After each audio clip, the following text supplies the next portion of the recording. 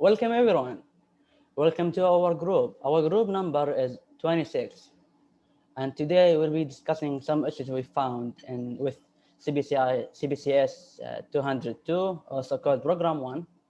Today I'm with my friend whose name is Abdulrahman Fahad, Fawaz Hello Farouk, everyone. Fawaz Farouk, Welcome, Hamid. Tariq Bajaber, Hi everyone. and Ibrahim Bashir. Hi guys. Today we'll be discussing some issues we found. So I will leave it to Abdulrahman to start. But before we start, let me just share the slide with you all.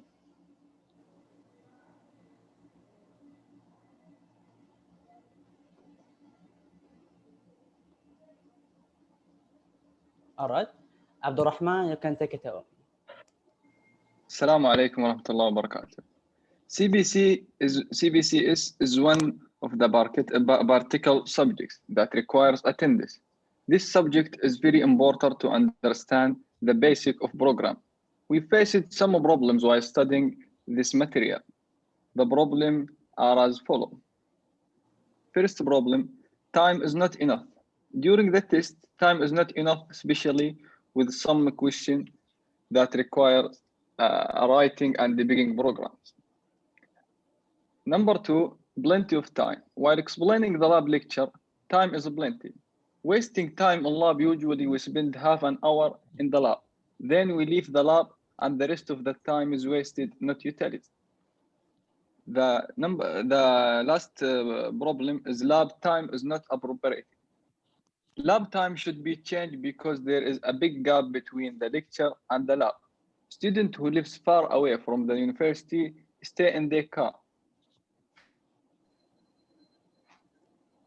than 3 hours. This for problem. Let's go to the solution. Right. To solve these problems, we have some suggestions that may help you. First, choose appropriate question. Choose that are appropriate for the time and give them more time. There should be an extra giving time to those students who got an exam containing debugging or writing a short program. Or another solution, there should be an exam with only multiple choice if we want to keep the time with no change. Second solution is divide the time. Divide the time to be 2 lectures instead of 1 lecture. It's better if we reduce the time of the lab and have it twice a week instead of one time in the week to apply what we have learned during the lecture. And last solution, time allocate. Lab time should be allocated with the time of CBC lecture. Lab time should be allocated next lecture or nearby in order to have the student apply what we have learned, and also to make sure no big gap between lecture and the lab. Thanks for listening, and let's listen to my friend Fawaz. Yeah, thank you, Mr. Abdurrahman. So one of the basic factors for developing students' study subjects and increasing understanding among math students is the way teachers teach them.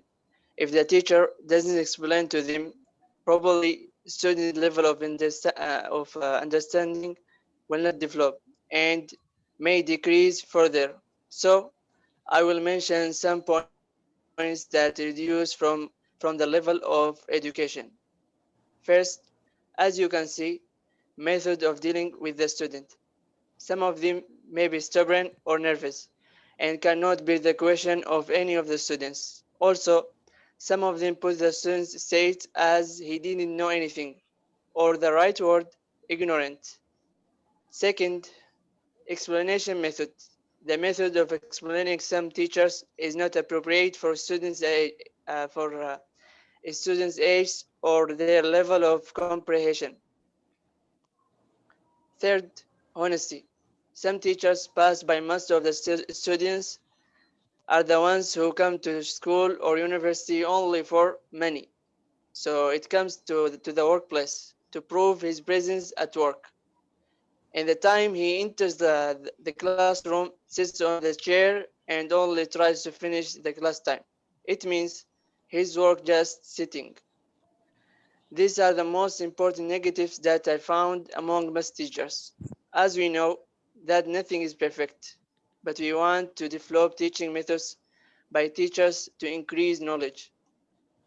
And the solution to these problems that have spread and led to the lack of educational level in CPCS, generally at the university level.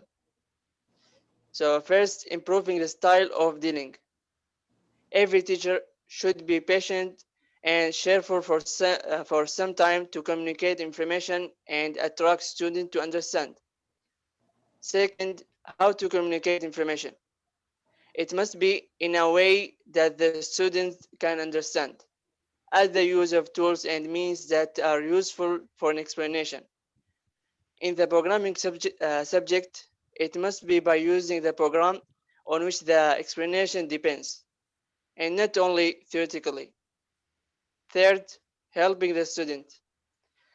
Some students don't understand the information quickly, so want help in providing a more detailed explanation or in a different way. The teacher should explain to him or allocate time for the explanation in detail. All of these means and methods that I mentioned help the student in scientific progress and make him continue by adulting himself. Also by motivating his teachers. That's all I have to say. So I'll let Mr. Ibrahim to continue. Thank you, Mr. Fawaz. First of all, guys, I have a question for you. Yes. The question is, who's good at programming? Just think of the question. You don't have to answer. I think most of you know the answer. So let me rephrase the question. Are you good at problem solving? Are you good at strategy? So you are good at programming. For this reason, guys, we have to focus highly on the practical side. For example, you can never become a football player if you sit down studying it. So how can we learn problem solving and strategy in programming course? In my opinion, there are two ways. One way is through assignments. The second way is by taking one problem and solving it, and take another one and solving it, and so on. But I prefer learning it through assignments. Why I choose assignments instead of solving problems? Because in one assignment we are facing at least 10 or more problems. Also, we need a good strategy to complete the project. Let me simplify this for you guys in a few words. In assignments, we learn problem solving as well as making a good strategy. Okay, let me start with a problem that wastes our time and reduce our understanding. I will mention three problems.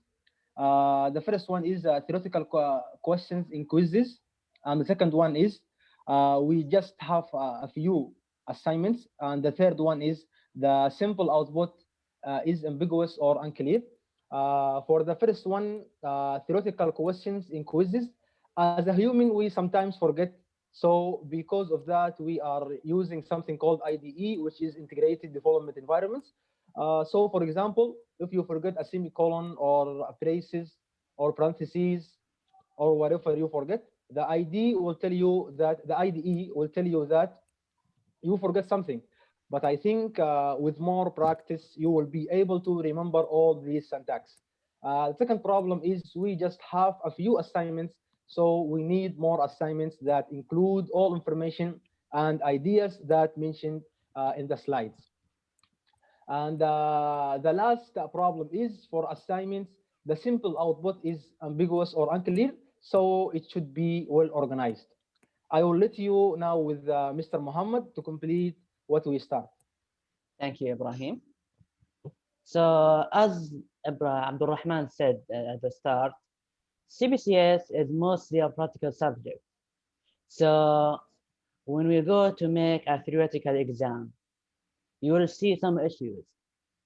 As a student, we took a theoretical exam and saw some issues with it. So one of the issues we found is writing a full program in a paper, which while it is okay to do that, most students will waste a lot of time in it.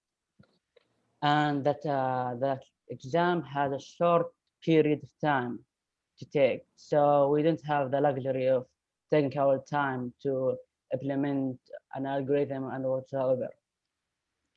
The second issue we have is there's next to non-syntax question.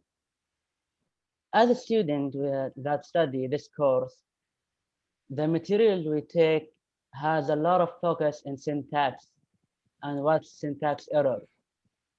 When we took the exam, we expect to solve some syntax issues.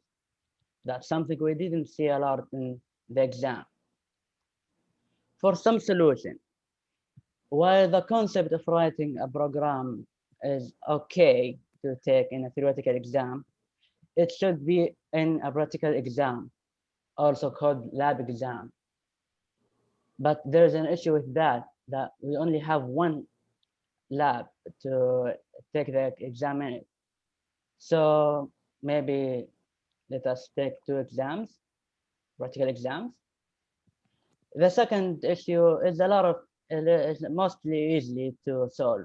Just we need to add more syntax question, like maybe write five lines code and let us identify where is the syntax issue or the output in it. I will leave you now with Tariq to talk about the distribution of grade and also give us some point in the idea of taking more than one lab exam. Tariq, take away. Yeah, thanks, Muhammad. Another problem that some of the students faced was the distribution of the grades. Due to the pandemic, the grading was distributed as the following table. And just by looking at it and without studying the course, you may think that it's well organized, but actually not quite. Many students and the five of us here think that it can be distributed in a better way and at the same time be divided fairly. But first, let's mention the flaws. The first of them are the quizzes. A total of 3 quizzes, each having 10 questions, are graded only for 5%, which we think is pretty unfair for 30 questions. The second flaw is the exams. The midterm exam is distributed for 30%, which is higher than the previous years. Therefore, the students may find it difficult considering that it's his first CBCS exam. And that actually happened to us this semester. Many students complained about how difficult it was. In addition to that, the total grades of the exams are distributed for 70% of the whole grading, which is bad for a practical course. The final flaw is there is no group work or a second lab exam in this course, which is quite unfortunate. So I made a few adjustments to the distribution to remove those flaws. As we can see at the next slide, the quizzes are pushed up to 15%, and that will result in giving the quizzes higher importance and motivates the student to study and prepare from an early stage. Also, the total grading of the exams is reduced by 15%, which 10% of it will lead to making a group project. The group project in a programming course is a perfect way to make the student better suited for real life jobs, which will require him good teamwork and performance. Another change that will benefit us students is making a second lab exam. That way, it will make us code and think faster than we did before. The last change, as Ibrahim mentioned, that there is not enough assignments in this course.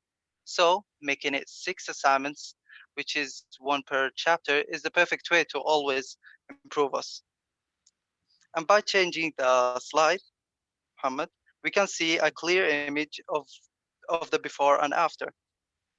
And you may think after looking at both tables that we're just throwing numbers here and there, but actually it will benefit us to understand the course in a better and a faster way. And yeah, that was pretty much it for our presentation. I hope the doctor who is responsible for this course consider and think about our proposal because we are serious about it. And thanks, Muhammad. Thank you for us. Thank you, Ibrahim. Thank you, Abdurrahman, for this great presentation. And thank you for listening, the audience. And we hope to see you in another presentation. Ma